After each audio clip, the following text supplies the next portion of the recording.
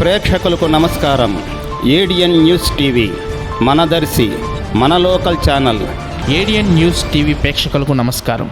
దర్శి నగర పంచాయతీలోని 17వ వార్డులో మంగళవారం చేపట్టిన గడప గడపకు మన ప్రభుత్వ కార్యక్రమంకు ప్రజల నుంచి విశేష స్పందన కనబడుతుంది. మంగళవారం దర్శి శాసనసభ్యుడు డాక్టర్ మద్దిశెట్టి వేణుగోపాల్ 17వ వార్డులో నాయ బ్రాహ్మణ బజార్, ఆంజనేయ స్వామి వీధి, పాత ప్రశాంత స్కూల్ బజార్, పడమటి బజార్, ముస్లిం బజార్లో రెండవ రోజు గడప గడపకు మన ప్రభుత్వ కార్యక్రమాన్ని నిర్వహించారు.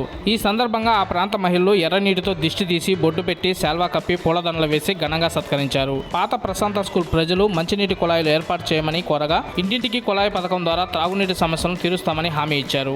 పడమట బజార్లో ఉన్న మహిళలు విద్యుత్ స్తంభాలు వేసి లైట్లు వేయమని కోరగా కొంతమంది మహిళలు ఇంటి స్థలాలు ఏర్పాటు చేయాలని, ఉన్న స్థలాలకు కాలనీలు మంజూరు చేయాలని, వికలాంగులకు పెన్షన్లు, వితంతు పెన్షన్లు మంజూరు చేయాలని కోరగా కొత్తగా దరఖాస్తు పెట్టుకున్న వారికి సెప్టెంబర్ నెలలో పెన్షన్ మంజూరు అవుతాయని ఆయన తెలిపారు.